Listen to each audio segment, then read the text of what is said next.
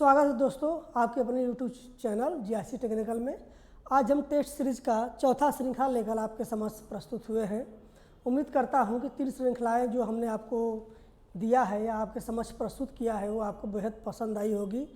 और एक चौथे श्रृंखला के रूप में हम आपको आज बताने जा रहे हैं जो किसी भी एग्ज़ाम के लिए बहुत महत्वपूर्ण होता है। आइए देखते हैं चौथा श्रृंखला का पहला क्वेश्चन क्या कहता है।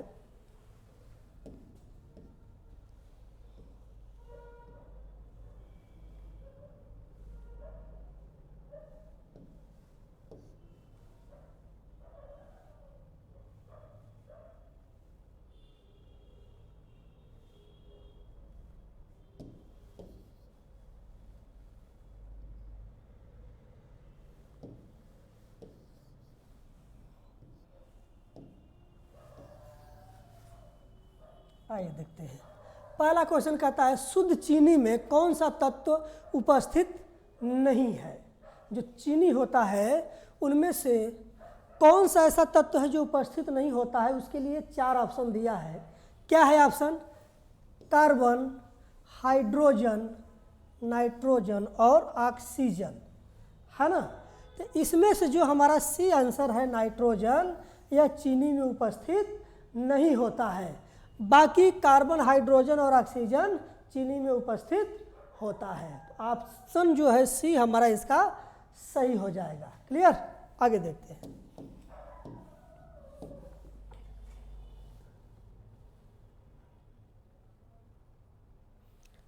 दूसरा क्वेश्चन क्या कह रहा है? निम्न में से कौन सा तत्व सर्वाधिक विद्युत ऋणात्मक है ना।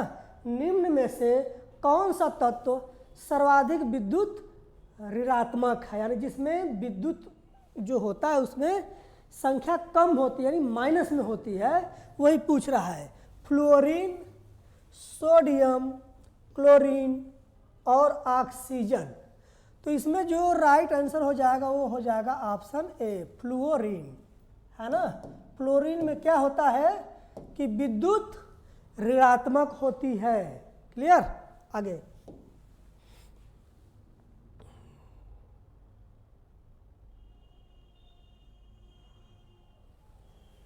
क्या क्वेश्चन कह रहा है 3 नंबर का?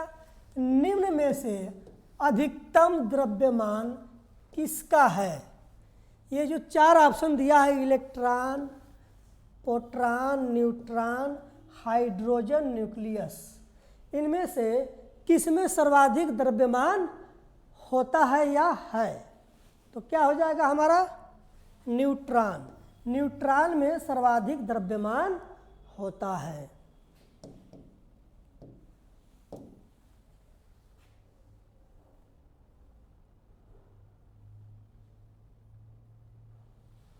अगला क्वेश्चन है, क्या कह रहा है? ग्रेफाइट की अपेक्षा हीरा अधिक कठोर होता है, इसका कारण क्या है? ऑप्शन दिया है परमाणुओं की परतों में अंतर, हीरे की चतुष्फलकी संरचना, क्रिस्टलीय संरचनाओं में अंतर, या इनमें से कोई नहीं, है ना। तो देखिए ग्रेफाइट की अपेक्षा हीरा अधिक कठोर होता है। उसका कारण ये है कि जो ये इसका आकार होता है ये चतुष्फलकी संरचना का होने के कारण होता है। ऑप्शन बी सही हो जाएगा, क्योंकि हीरा चतुष्फलिक यानी उसमें 4 सतह की फलकें पाई जाती है, जिसके कारण से वो मजबूत होता है।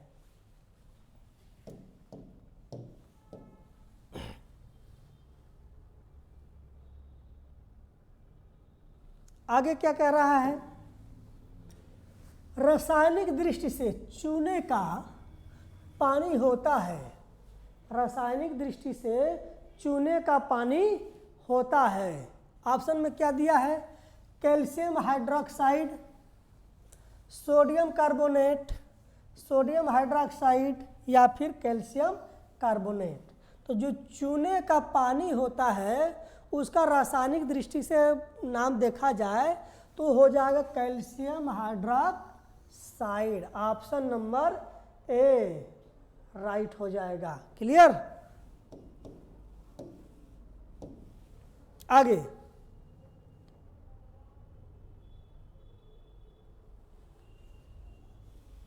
क्या कह रहा है कि बायोडीजल के उत्पादन में निम्नलिखित में से कौन सी प्रक्रिया अपनाई जाती है। जो बायोडीजल होती है उसके लिए निम्न में से कौन सी प्रक्रियाएं अपनाई जाती है। इसके लिए 4 ऑप्शन दिया है। क्या है? पहला कह रहा है ट्रांसइमिनेशन, अनुलेखन या ट्रांसएस्टिफिकेशन या फिर अनुवाद, है ना। तो इसका क्या राइट आंसर हो जाएगा?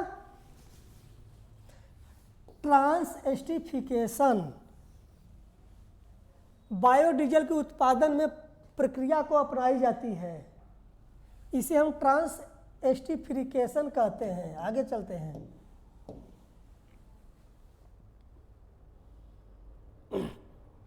क्या दिया है? क्वेश्चन दिया है सुक्रोज के जल अपघटन से बनता है। जो सुक्रोज होता है उसके जल अपघटन से क्या बनता है? ऑप्शन दिया है केवल लैक्टोज, केवल ग्लूकोज, ग्लूकोज फ्रक्टोज और ग्लूकोज लैक्टोज। चारों में से कौन सा ऑप्शन सही हो जाएगा? Number C, option number C, यानी कि ग्लूकोज और फ्रक्टोज इसका राइट आंसर हो जाएगा। सुक्रोज के जल अपघटन से ग्लूकोज और फ्रक्टोज बनता है।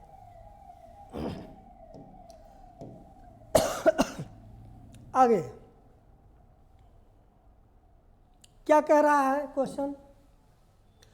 उत्तर युग में जो विश्वविद्यालय प्रसिद्ध हो गया था, यानी कि उत्तर गुप्त युग की बात कर रहा है, उसमें कौन सा विश्वविद्यालय था जो बहुत ज़्यादा प्रसिद्ध था। इन विश्वविद्यालयों में से हमको बताना है। क्या है? कांची विश्वविद्यालय, तक्षशिला विश्वविद्यालय, बलभा विश्वविद्यालय और नालंदा विश्वविद्यालय, है ना। तो उत्तर गुप्त युग में जो था वो ऑप्शन नंबर डी, नालंदा विश्वविद्यालय जो था वो बहुत प्रसिद्ध था।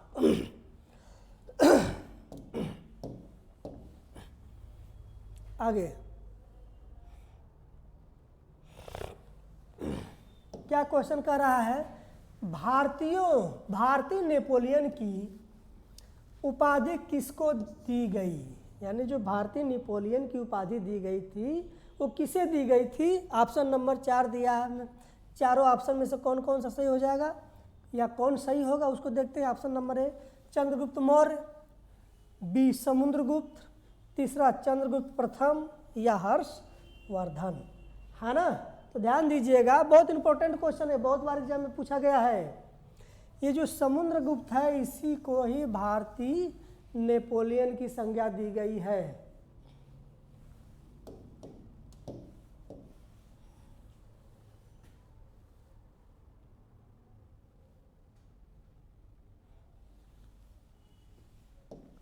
क्या कह रहा है? पहला ज्ञात गुप्त शासक कौन था? यानी गुप्त शासक की बात की जा रही है कि पहला गुप्त शासक कौन था। 4 ऑप्शन दिया है। ए में दिया है श्रीगुप्त, बी में दिया है चंद्रगुप्त प्रथम, सी में दिया घटोत्कच और डी में दिया कुमारगुप्त प्रथम, है ना। तो ध्यान दीजिएगा कि पहला ज्ञात गुप्त शासक जो था वो श्रीगुप्त, ऑप्शन नंबर ए सही हो जाएगा। और इसी ने ही गुप्त शासन काल की शुरुआत की थी या नींव डाली थी। क्लियर? आगे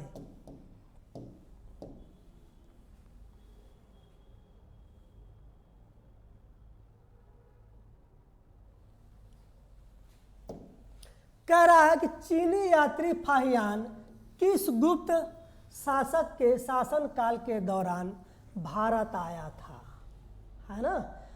जो चीनी यात्री फाहियान था वो किस गुप्त शासन के शासन काल के दौरान भारत आया था। अब हमारा ऑप्शन क्या है? ए में कह रहा है चंद्रगुप्त मौर्य, बी समुद्रगुप्त, सी चंद्रगुप्त द्वितीय, डी कुमारगुप्त। इनमें से किसके शासन काल में चीनी यात्री आया था, बताइए फटक से। जो हमारा राइट आंसर हो जाएगा वो हो जाएगा चंद्रगुप्त द्वितीय, है ना। सी इसका आंसर हो जाएगा कि चंद्रगुप्त द्वितीय के शासनकाल में ही फाहियान भारत आया था। बहुत इंपॉर्टेंट क्वेश्चन है, ध्यान दीजिएगा।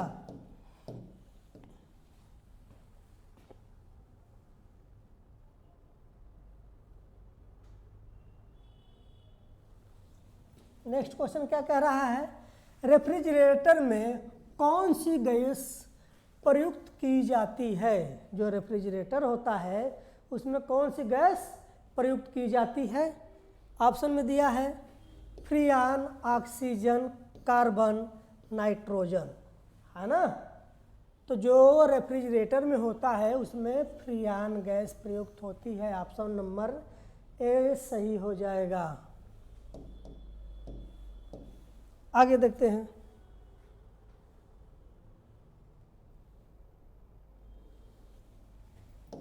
क्या दिया है, लोहे पर जंग लगने से उसका भार, यानी जो लोहे पर जंग लगता है तो उसके भार पर क्या प्रभाव पड़ता है, कहने का तात्पर्य यह है। ठीक, ऑप्शन नंबर ए बढ़ता है, अत्यधिक बढ़ता है, कम हो जाता है या ज़्यादा हल्का हो जाता है ना।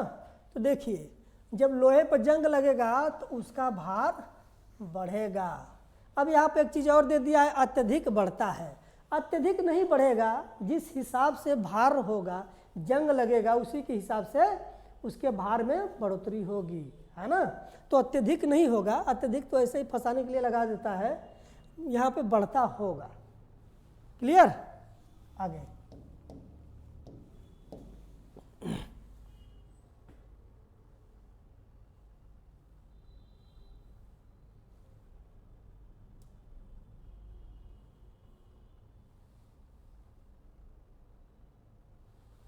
क्या है, विश्व का सबसे बड़ा नदी द्वीप माजुली असम के किस जिले में स्थित है ना। देखिए यहाँ पर कई क्वेश्चन तैयार हो रहा है, इसका आंसर बता लेते हैं फिर बताते हैं और कौन सा क्वेश्चन तैयार होता है। इससे पूछ रहा है विश्व का सबसे बड़ा नदी द्वीप माजुली असम के किस जिले में स्थित है। ऑप्शन दिया है दार्जिलिंग, पतालपुरी, मुनावारी या शिवा सागर, है ना। इसका जो राइट आंसर हो जाएगा वो ऑप्शन नंबर बी हो जाएगा, पतालपुरी। पतालपुरी जो असम के एक राज्य पड़ता है और इसी में ये जो मजुली द्वीप है अवस्थित है। क्लियर। अब देखिए इससे हमने बोला था कि कई क्वेश्चन पूछता है, क्या है, पूछता है विश्व का सबसे बड़ा नदी द्वीप कौन सा है, तो वो है माजुली द्वीप। माजुली द्वीप किस देश में पड़ता है, भारत में, या किस महाद्वीप में पड़ता है, तो एशिया में पड़ता है। या माजुली द्वीप भारत के किस राज्य में पड़ता है, असम में पड़ता है। या एक क्वेश्चन ये तो हम आपको बता ही दिए कि असम के किस जिले में पड़ता है, तो पतालपुरी में पड़ता है। क्लियर हो गया। 4 क्वेश्चन यहाँ से एक ही प्रश्न से उठ रहा है, इसको ध्यान दीजिएगा, 4 तरह से घुमा कर पूछ सकता है।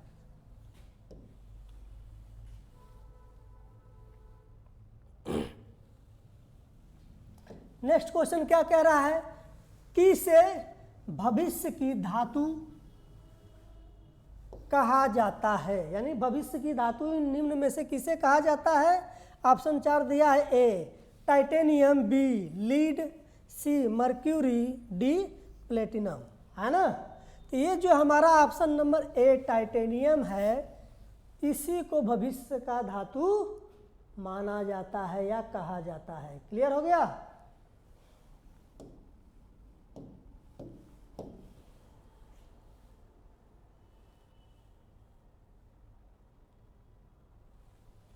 मोस्ट इंपोर्टेंट क्वेश्चन क्या है, बिहार का शोक किस नदी को कहा जाता है। बिहार का शोक किस नदी को कहा जाता है, वो है ऑप्शन नंबर में ए में दिया है कोसी नदी, बी में माही नदी, सी में रावी नदी, डी में यमुना नदी, है ना। तो जो बिहार का शोक है वो कोसी नदी को कहा जाता है। क्लियर।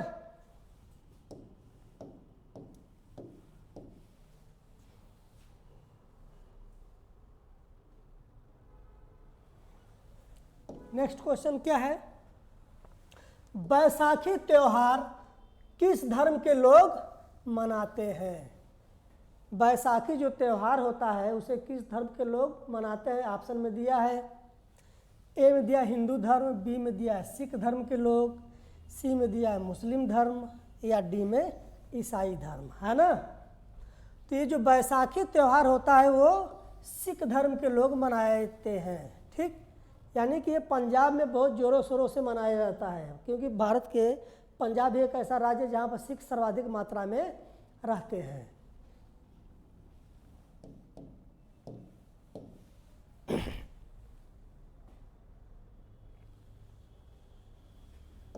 ये भी देखिए बहुत महत्वपूर्ण क्वेश्चन है, बहुत बार एग्जाम में आया है। क्या है?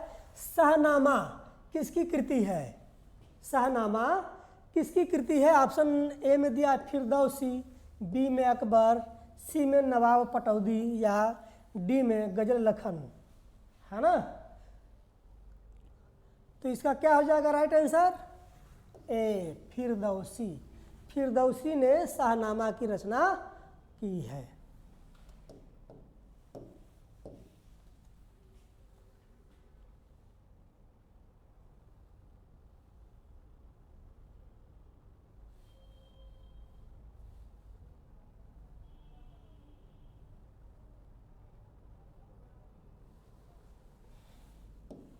क्वेश्चन दिया है हार्नबिल त्यौहार कहाँ मनाया जाता है ना।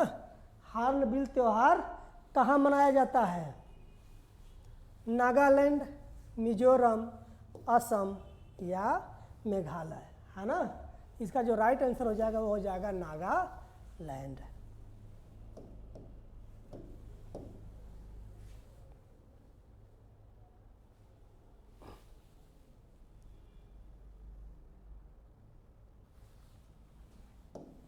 क्या है next question? Vernacular press act किस वर्ष पारित किया गया, है ना। वर्नाक्यूलर एक्ट किस वर्ष पारित किया गया? 1870, 1875 या 1876 या 1878। तो इसका जो राइट आंसर हो जाएगा डी 1878 में वर्नाक्यूलर प्रेस एक्ट को पारित किया गया था।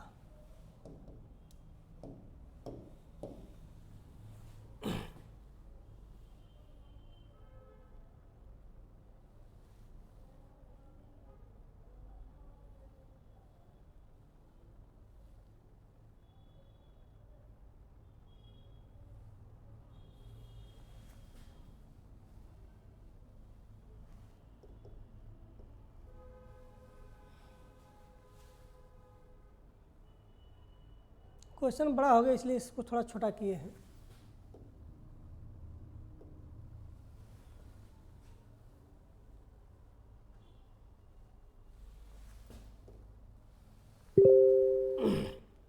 क्या है क्वेश्चन?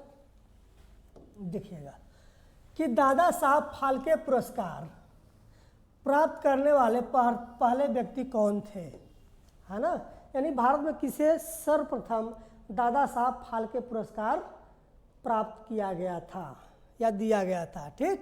तो ऑप्शन नंबर ए है पृथ्वीराज कपूर, बी राज कपूर, देविका रानी या गुरु दत्त, है ना। तो जो देविका रानी थी इन्हीं को सर्वप्रथम दादा साहब फाल्के पुरस्कार प्रदान किया गया था। कब किया गया तो ये भी बता देते हैं, 1969 में दिया गया था। क्लियर? आगे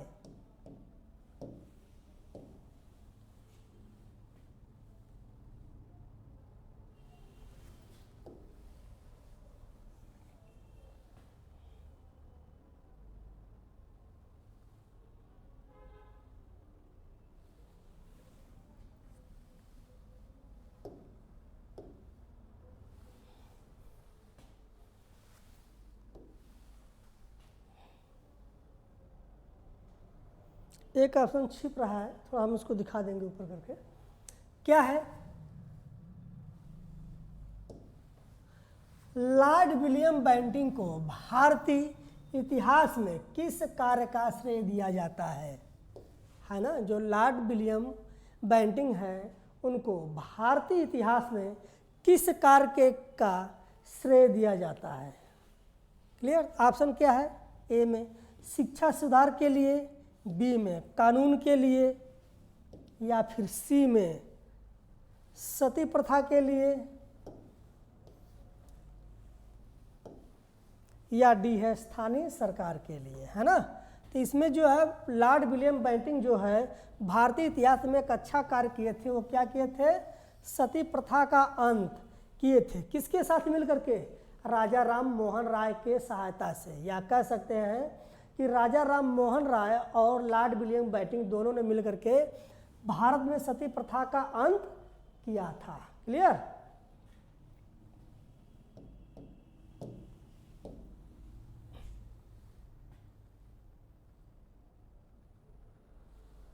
क्या है नेक्स्ट क्वेश्चन में दिया है, निम्नलिखित में से कौन सा ऑल इंडिया मुस्लिम लीग का संस्थापक नहीं था, है ना। तो देखिए ऑल इंडिया मुस्लिम लीग की जो स्थापना हुई थी वो हुई थी कब? 1906 में, है ना।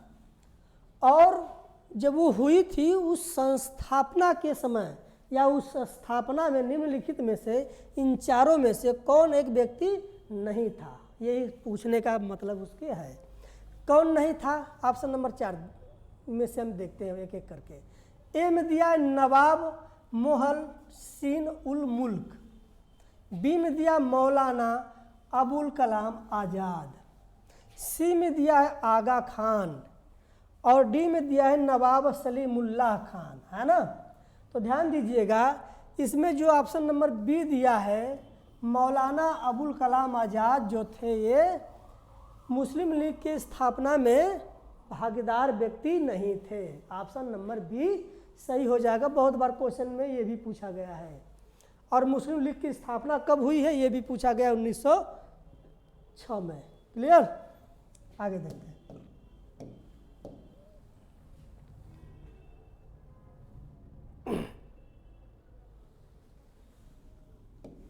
क्या दिया है?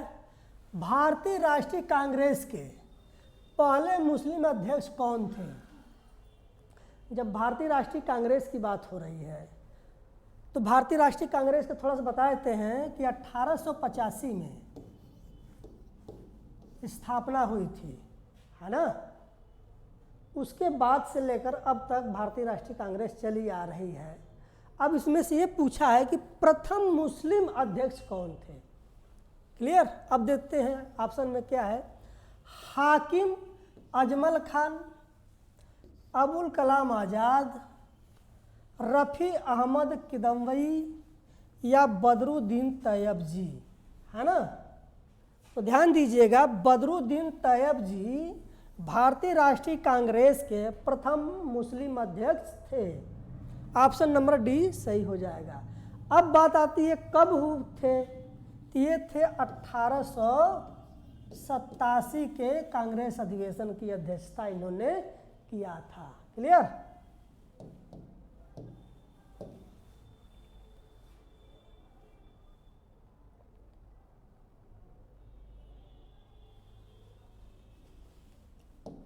ऑप्शन को हम ज़्यादा एक्सप्लेन नहीं कर रहे हैं कि वीडियो बहुत लंबा हो जाएगी, इसलिए हम क्वेश्चन और उसका आंसर बताते चले जा रहे हैं। जो बहुत इंपॉर्टेंट है उसका थोड़ा सा एक्सप्लेनेशन हम दे दिया करेंगे।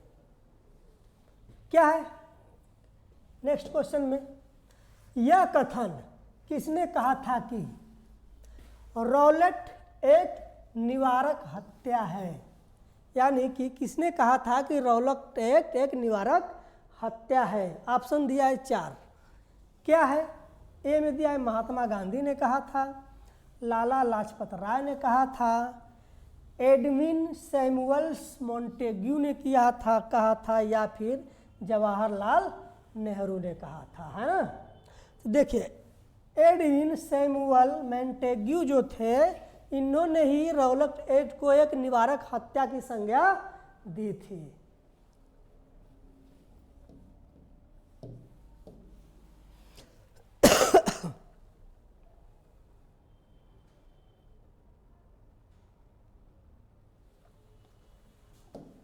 नेक्स्ट क्वेश्चन कह रहा है the scope of happiness of personal memoir के लेखक कौन है ना?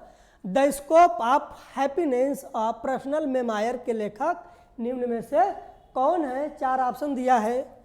ए में दिया है बीके कृष्ण मेनन, जवाहरलाल नेहरू, पंडित विजय लक्ष्मी पंडित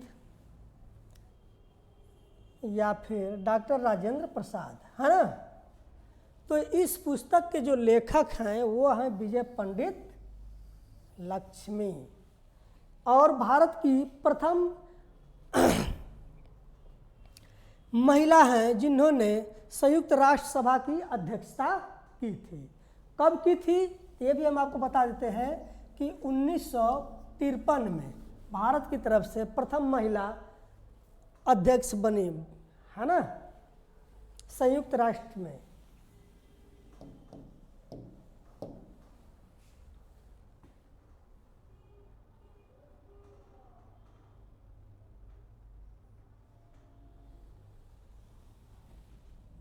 क्वेश्चन क्या कह रहा है? नेशनल हेराल्ड नामक समाचार पत्र की स्थापना किसने की थी? नेशनल हेराल्ड नामक समाचार पत्र की स्थापना किसने की थी? ऑप्शन 4 में दिया है। ए में क्या कह रहा है? बाल गंगाधर तिलक, महात्मा गांधी या इंदिरा गांधी या जवाहरलाल नेहरू।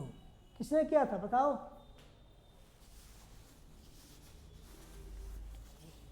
बताओ जल्दी से। नेशनल हेराल्ड, तो ये क्या है? Pandit Jawaharlal Nehru. Option number D सही हो जाएगा। इन्होंने ही, ध्यान दीजिएगा, बहुत महत्वपूर्ण क्वेश्चन है। नेशनल हेराल्ड नामक समाचार पत्र का प्रकाशन किसने किया था? तो जवाहरलाल नेहरू ने किया था। ठीक, आगे।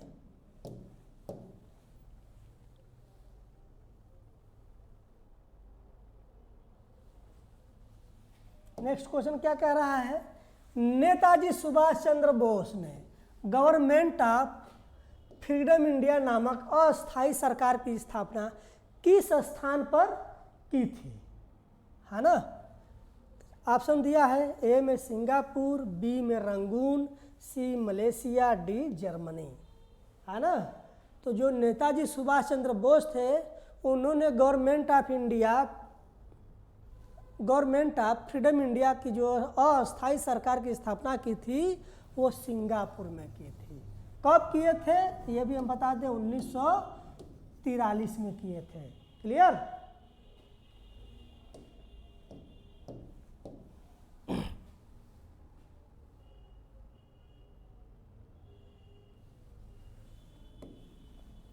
क्या कह रहा है नेक्स्ट क्वेश्चन?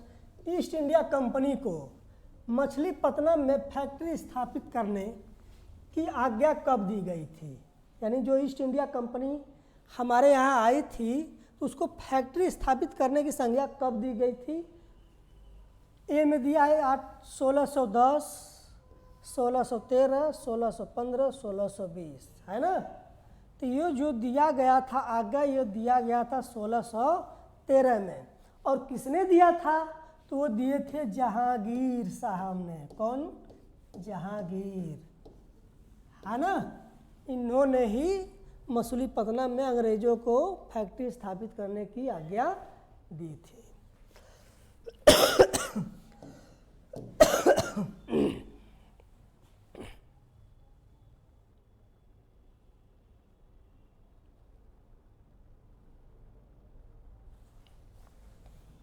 नेक्स्ट क्वेश्चन क्या कह रहा है?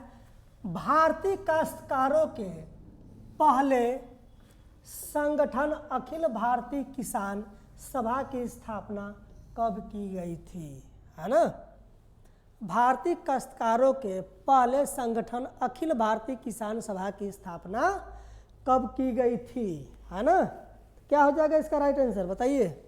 ऑप्शन दिया है। ए 1920, 1936, 1942 या 1945, है ना? तो ये जो की गई थी 1936 में की गई थी। क्लियर?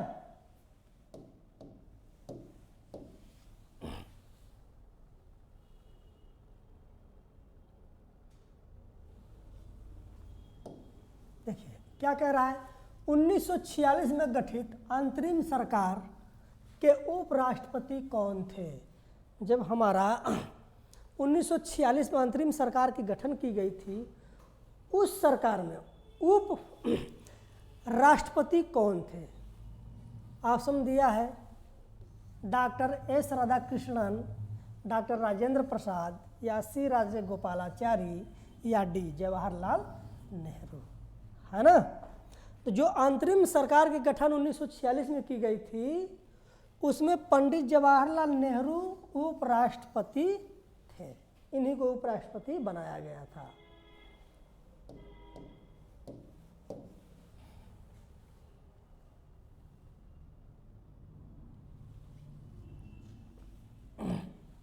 नेक्स्ट क्वेश्चन क्या कह रहा है?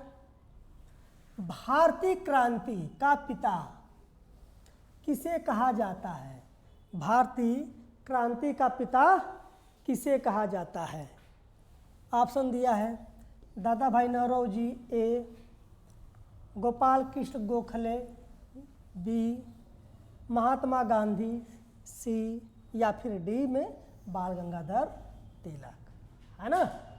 तो क्या है? भारतीय क्रांति का पिता बाल गंगाधर तिलक को कहा जाता है। क्लियर? डी नंबर सही हो जाएगा।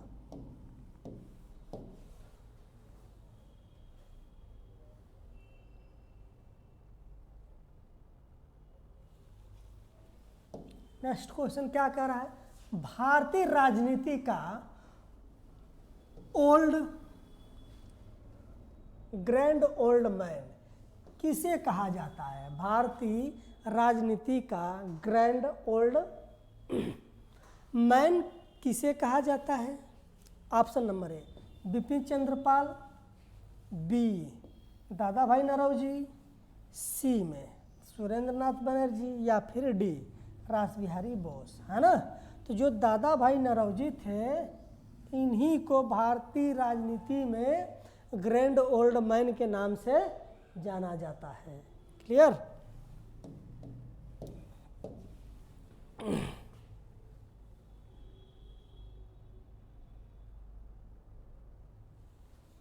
क्या कह रहा है नेक्स्ट क्वेश्चन में? 1939 में कांग्रेस के यहाँ पर त्रिपुरा होना चाहिए। क्या होना चाहिए? त्रिपुरा, है ना।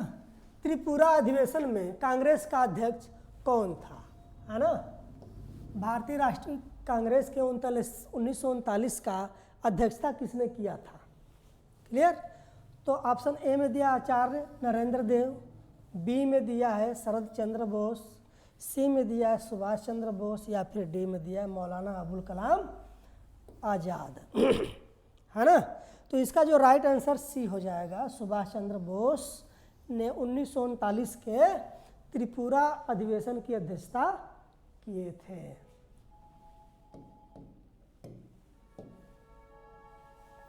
आगे देखते हैं।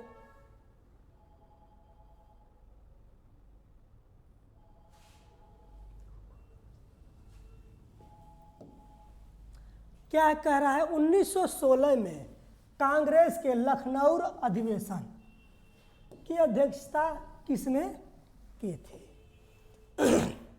है ना। 1916 के कांग्रेस के लखनऊ अधिवेशन की अध्यक्षता किसने की थी? ऑप्शन नंबर 4 में दिया है। क्या क्या दिया है देख लेते हैं।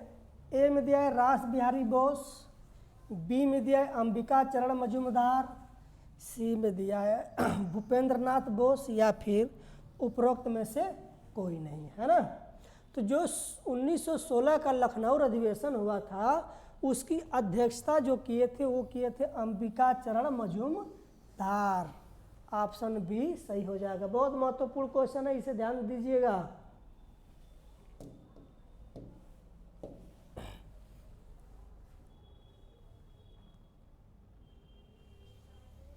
नेक्स्ट क्वेश्चन क्या कह रहा है? वारेंद्र घोष किस समाचार पत्र से जुड़े हुए थे? जो वारेंद्र घोष थे वो किस समाचार पत्र से जुड़े हुए थे? ऑप्शन दिया है ए में इंडियन ओपिनियन, बी युगांतर, सी गदर, या डी सत्ता, है ना। तो जो इसका ऑप्शन नंबर बी युगांतर है सही हो जाएगा। वारिंद्र घोष युगांतर पत्रिका से जुड़े हुए थे।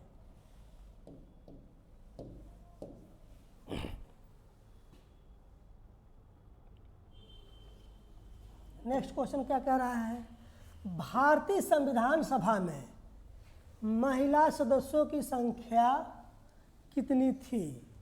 भारतीय संविधान सभा में महिलाओं की कितनी सदस्यों को निश्चित किया गया था, है ना।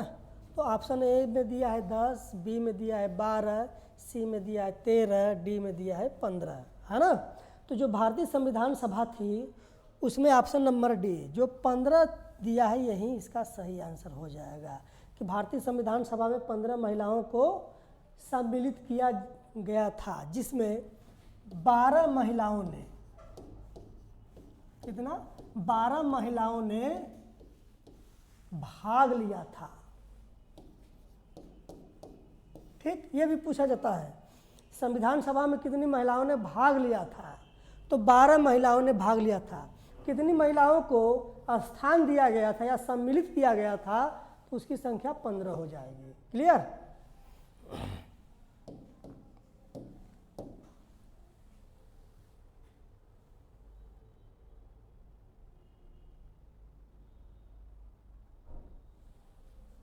चलिए क्या कह रहा है क्वेश्चन, भारतीय संविधान में 9वीं अनुसूची परिवर्धित हुई, है ना।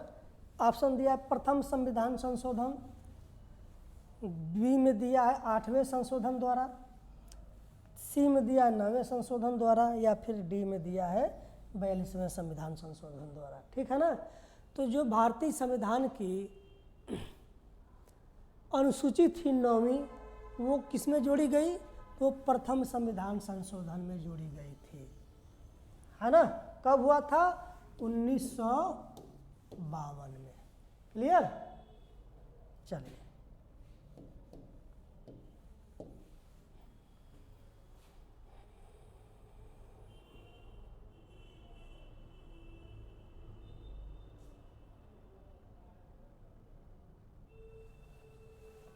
क्या कह रहा है नेक्स्ट क्वेश्चन, उच्चतम न्यायालय ने संविधान के मूल ढांचे का सिद्धांत किस वाद में प्रतिपादित किया, है ना।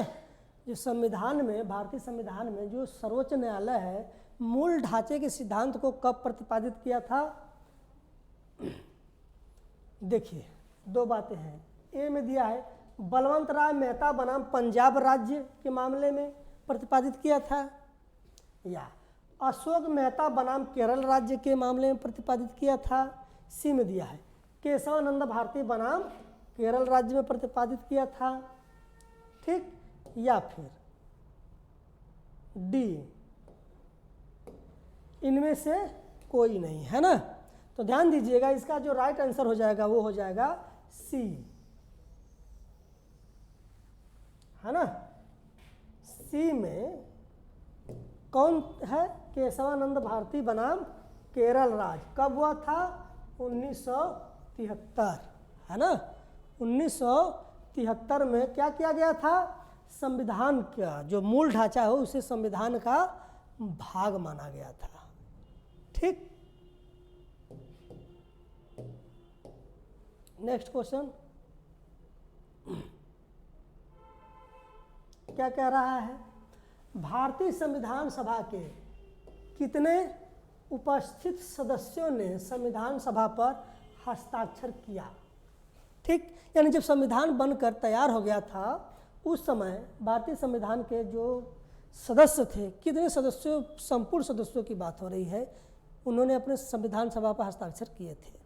ऑप्शन में दिया है, ए में दिया है 262, बी में दिया है 284, सी में दिया है 287, डी में दिया है 289, है ना। तो ये जो आंसर हो जाएगा इसका बी, 284 सदस्यों ने हस्ताक्षर किया था। कब किया था, ये थी तारीख 24 जनवरी 1950। 24 जनवरी 1950 को 284 सदस्यों द्वारा हस्ताक्षर करके 26 जनवरी 1950 को संविधान को पूर्ण रूप से लागू कर दिया गया। समझ में आ गई बात? आगे देखते हैं।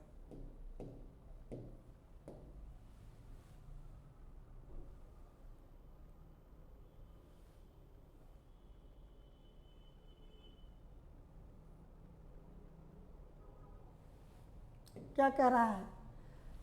संविधान सभा द्वारा अंतिम रूप से पारित संविधान में कुल कितने अनुच्छेद और अनुसूचियां थी? यानी जब संविधान हमारा पूर्ण रूप से बनकर तैयार हो गया उस समय कितने अनुच्छेद और अनुसूचियां थी, ये पूछा गया। बहुत महत्वपूर्ण है, बहुत बार पूछा गया है।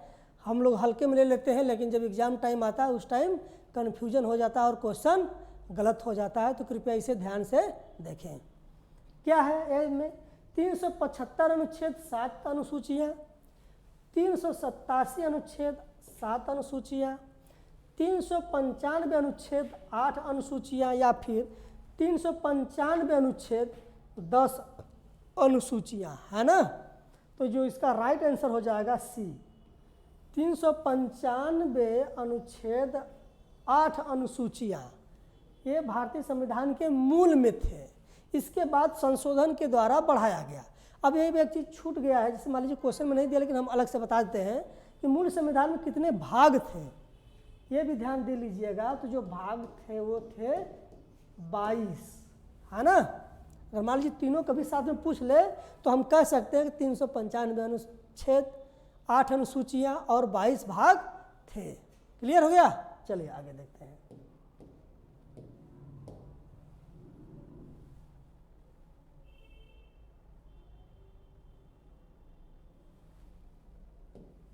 क्या कह रहा है? 42 नंबर का क्वेश्चन। संविधान सभा, संविधान, भारत के संविधान निर्माता भीमराव अंबेडकर का जन्म कब हुआ था, है ना? तो जो भीमराव अंबेडकर का जो जन्म हुआ था उसके बारे में पूछ रहा है। ऑप्शन दिया ए 12 जनवरी, बी 18 फरवरी, सी 14 अप्रैल, या फिर डी 23 जनवरी, है ना? तो जो इसका राइट आंसर हो जाएगा वो 14 अप्रैल हो जाएगा। ठीक, यानी 14 अप्रैल को हम लोग डॉक्टर भीमराव अम्बेडकर की जयंती मनाते हैं। और कब हुआ था? तो ये जन्म हुआ था 1891, 14 अप्रैल 1891। मृत्यु कब हुई थी? तो मृत्यु हुई थी 6 दिसंबर 1956 में, है ना? ध्यान दीजिएगा, बहुत बार पूछा गया क्वेश्चन है। और डॉक्टर भीमराव अंबेडकर ही प्रारूप समिति के अध्यक्ष बनाए गए थे।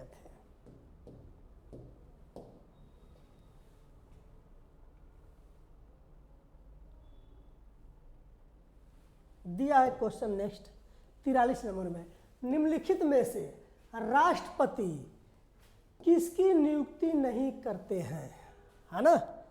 जो राष्ट्रपति है वो निम्नलिखित में से किसकी नियुक्ति नहीं करते हैं? ऑप्शन दिया है मुख्यमंत्री,